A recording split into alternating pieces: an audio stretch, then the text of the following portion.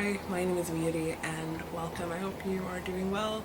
It is a beautiful summer day here, and yeah, I just have felt like this summer has been so much of me trying to make things work, of like trying to prepare for the next things that are going to happen in my life. Like, I am about to enter my 4th year of university, and so this summer a lot of it has been spent to prepare for my year abroad because I'm doing an exchange my last year. And I just want to graduate. I just am ready to enter into this last final push that I have and to really get everything done. I need to find, my accommodation. I need to get my visa ready. I need to pick my courses, and it's like I have not done anything. And it is August. We have a couple, literally like 2-3 weeks left before everything has to be done. And I think in the midst of that, I've really forgotten or have not really allowed myself to fully enjoy my free time, my downtime, to enjoy my summer, because when I am relaxing or doing things for my own leisure, I always feel really guilty about it. And so this is my attempt to enter into the last days of summer and to fully embrace my time of calm and quiet. I want this to be a space where I can just leave my thoughts and my art, my books, music, anything that I really want to talk about, and just have a space for myself to do it and not feel like I have to make it always so perfect. I want an outlet.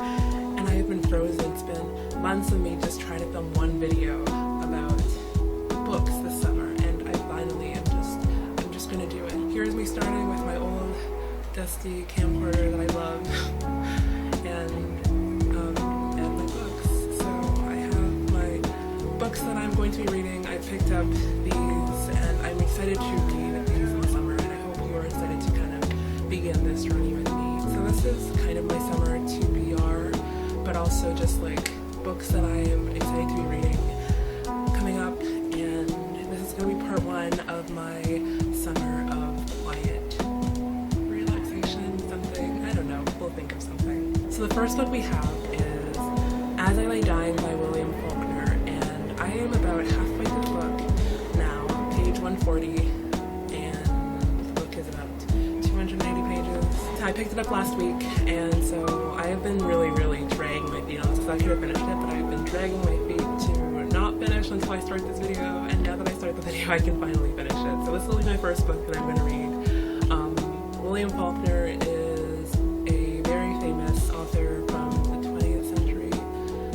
He won the Nobel Prize for Literature in 1950, so literally slap in the middle. There are a lot of books by William Faulkner that you can find out there.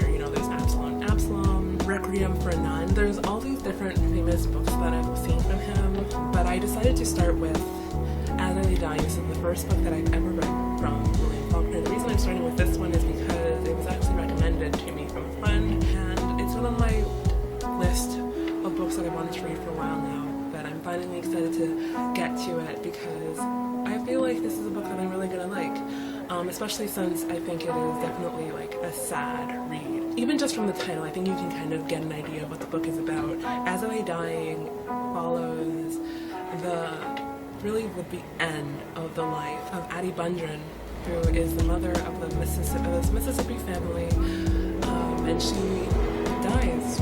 That's pretty much how the book starts. I love how the book begins with the end of something. I apologize for the noise in the background, but I love how the book begins with the end of something, with the end of someone's life, and we kind of see how the end is not really the end, except it is a continuation of things, and it is a continuation of her life through her sons, through her daughter, through her husband, through this community of people surrounding her, and going on of how it influences the rest of the book. So far, nothing has happened. All that's happened is that she's died, and that happened at the beginning. She's going to die. It's literally As I Lay Dying. But also, a lot has happened. I know that there is a rupture within the family dynamic itself. I don't know why, and I'm expecting to cry potentially by the end of this, but so far it has just been a really slow read. I think the only problem I've been having with this book has just been that some of the language is a little bit difficult because I'm not from the South. I literally am all the way from Toronto, Canada, so the complete opposite of Mississippi, the South, all that stuff. And so there's a lot of stuff that I'm just not familiar with, and I'm sure it's also just the time period is a little bit different. But classics are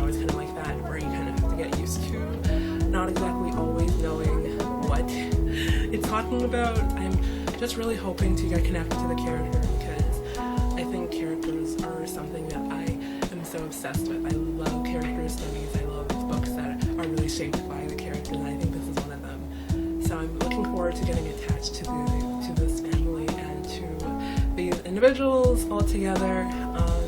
So that's the first book, As I Lay Dying, William Faulkner. The next book we have is another long one. Sorry, not another long one. This is a longer read. Probably might be the longest novel I read this summer. It is none other than Jude, the Obscure by Thomas Hardy.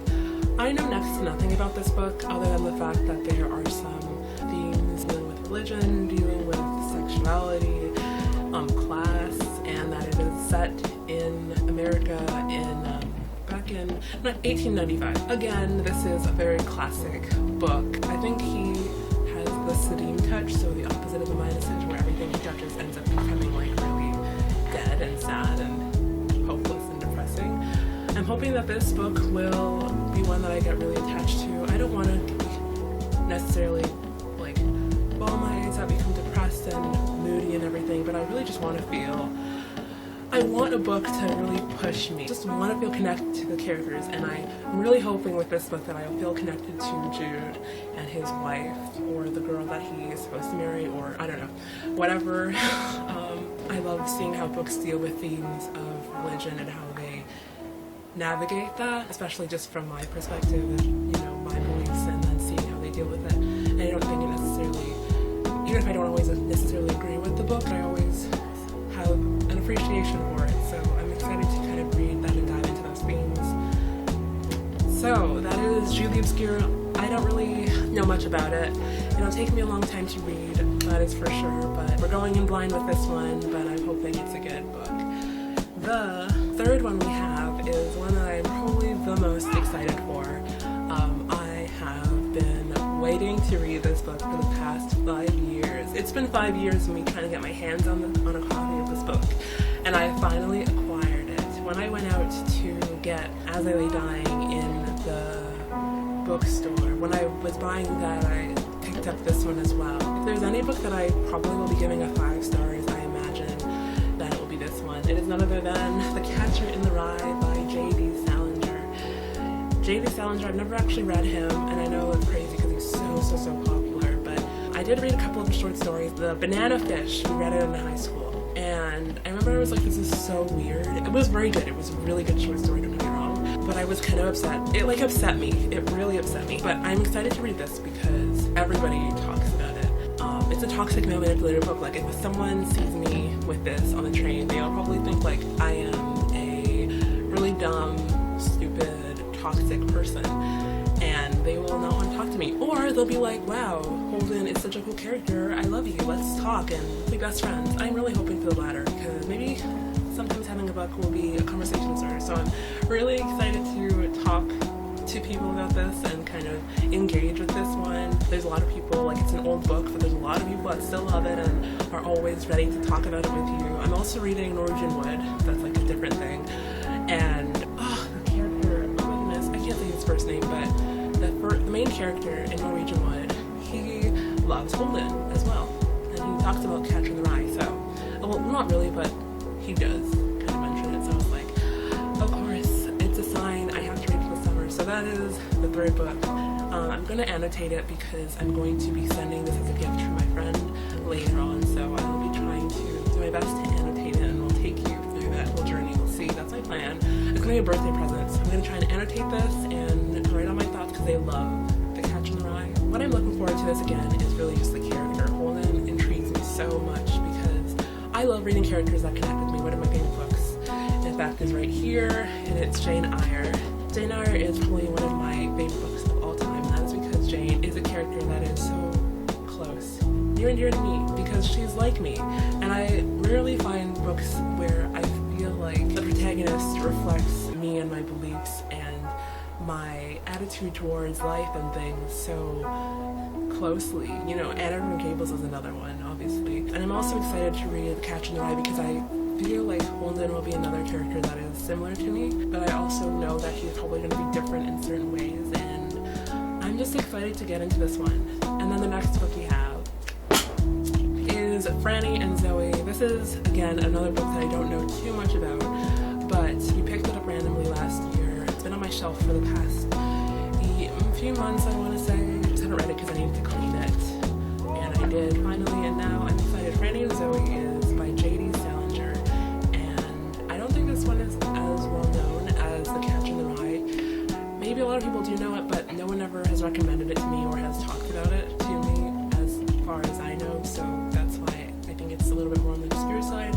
But I'm probably as excited, or maybe a little bit more excited to read Franny and Zooey, just because I have no idea what to expect from this book. Franny and Zooey, it follows Franny and Zooey, who I believe are siblings, and the fictional Glass family. I love family dynamics when they are done well, as you can tell from As I Lay Dying. With this, I think what might be the thing I love and what I'm gonna hopefully like about it is just the writing style. Hopefully these books are good. We're just gonna try and read these books. I'm looking forward to it, and we'll kind of follow me along as I read them. Yeah, I'll just take you through my life, but also through the eyes of these books, because these books will be taking me through the next little while.